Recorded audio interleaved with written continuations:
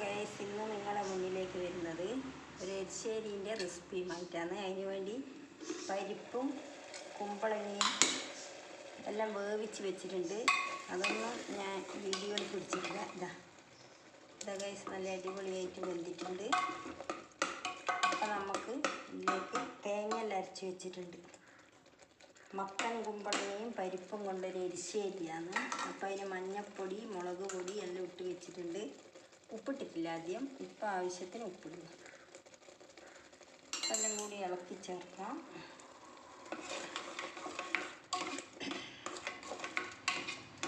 നല്ല അടിപൊളിയായിട്ട് കൊടുക്കും. അപ്പം അതിന് വേണ്ടിയിട്ട് ഞാൻ തേങ്ങയും മുളക് പൊടിയും ജീരകവും കൂടി അരച്ച് വെച്ചതാണ് ഗൈസ്. അത് ഇതിലേക്ക് ചേർത്ത് കൊടുക്കാം. ആദ്യം മുതലേ മുറിച്ചിടുന്നതും ഇതെല്ലാം ആകുമ്പോൾ വീഡിയോ ഒരുപാട് ലെങ്തായി പോകുന്നതുകൊണ്ടാണ് ഞാൻ ഇതെല്ലാം വേവിച്ചിട്ട് കാണിക്കാൻ വിചാരിച്ചത്.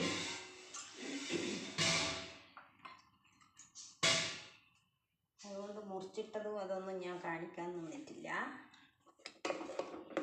അതുകൊണ്ട് വിചാരിച്ചു എല്ലാം കഴിഞ്ഞ് വെന്തതിൻ്റെ ശേഷം നമുക്ക് കാണാമെന്ന്. അതുകൊണ്ടാണ് ഗൈസ് അതൊന്നും ഞാൻ കാണിക്കാതിരുന്നത്. നിങ്ങൾ കാണുന്നുണ്ടല്ലോ. അപ്പം ആവശ്യത്തിന് വെള്ളം ചേർക്കാം.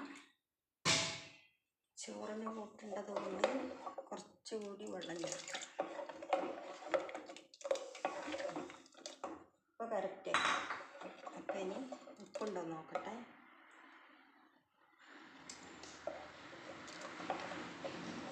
ഉപ്പെല്ലാം പാകത്തിന് തിളച്ച് കഴിഞ്ഞാൽ വാങ്ങിയിട്ട് നമുക്ക് കടുക്, ഉള്ളി ഇതെല്ലാം വറുത്തിടാം. ഇതാ ഉള്ളിയെല്ലാം ഇവിടെ വറവിന് വേണ്ടിയിട്ടെല്ലാം മുറിച്ച് വെച്ചിട്ടുണ്ട്. കറിവേപ്പില ഉണ്ടോ നോക്കട്ടെ.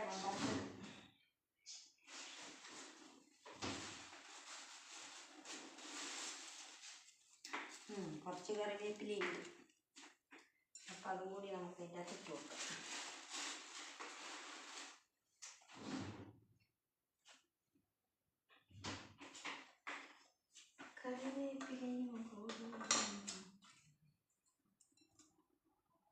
കുറച്ച് കറിവേപ്പില ഇതാ ഇട്ട് കൊടുത്തിട്ടുണ്ട്. ബാക്കി നമുക്ക് വറുത്തിടുമ്പോൾ ഇട്ട് കൊടുക്കാം.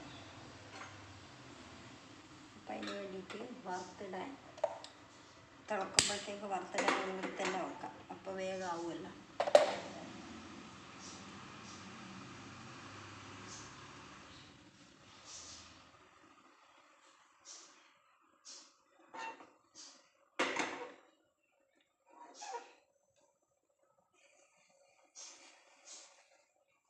കറി തിളക്കുമ്പോഴത്തേക്ക് വറുത്തിടുകയും കൂടി ചെയ്യുക ഗൈസ് നമുക്ക്. അപ്പം എല്ലാം ഒരുമിച്ച് തന്നെ ആയിരിക്കും. കുറച്ച് വെളിച്ചെണ്ണ ഒഴിച്ചിട്ടുണ്ട്. ഇനി നമുക്ക് കുറച്ച് കടുക് ഇട്ട് കൊടുക്കാം.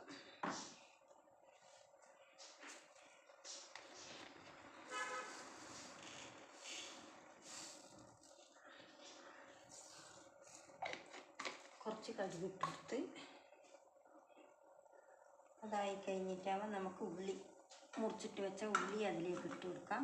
കടുക് പൊട്ടിയതിൻ്റെ ശേഷം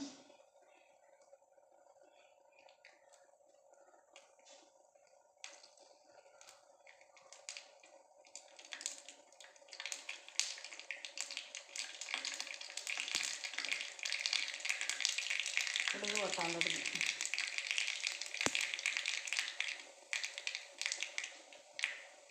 എല്ലാം ഉള്ളി ഇട്ട് വെക്കുന്നത്.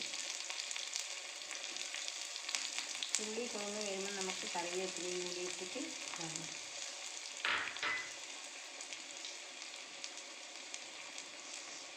കറി തിളച്ചുകൊണ്ടിരിക്കുന്നുണ്ട്. ഇപ്പം ഞാൻ ഓഫാക്കും. തിളച്ചുകൊണ്ടിരുന്നാൽ പിന്നെ വെട്ടിക്കും. ഒരുപാട് തിളവന്ന് കഴിഞ്ഞാൽ വെട്ടിക്കും. അപ്പം ഞാൻ ഓഫാക്കി.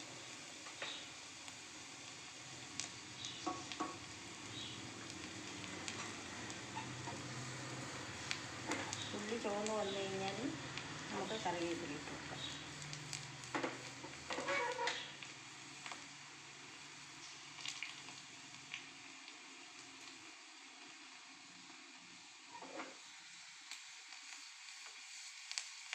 ഉള്ളി ചുവന്ന് വരുമ്പോൾ നല്ല മണമുണ്ടല്ലോ ഗൈസ്.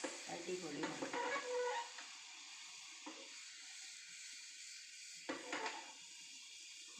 ലേശം ചോന്ന് വരുന്നുണ്ട്. കറിവേപ്പിലയും കൂടി ഇട്ടു.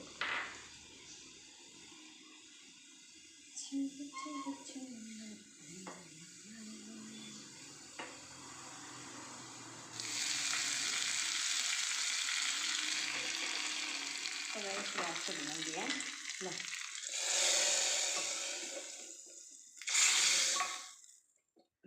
അടിപൊളി കറി ഇവിടെ റെഡി ആയിട്ടുണ്ട്.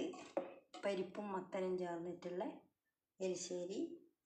ഇത് ഞാനൊരു പാത്രത്തിൽ വിളമ്പിയിട്ട് നിങ്ങൾക്ക് കാണിച്ചു തരാം. നല്ല അടിപൊളി കറിയാണല്ലേ. ചോറിൻ്റെ കൂടെ കഴിക്കാൻ പറ്റിയ കറി തന്നെയാണ്.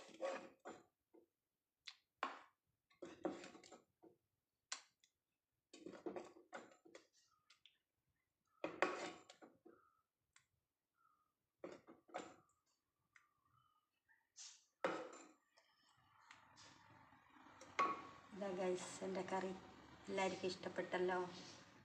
ഇതാണ് മത്തങ്ങയും തുവരപ്പരിപ്പും കൊണ്ട് വെച്ച എരിശ്ശേരി കറി. അപ്പോൾ ഇന്നത്തെ കുഞ്ഞു വീഡിയോ ആണ്. ഇന്നത്തെ വീഡിയോ ഇത്രയേ ഉള്ളൂ. ബായ്.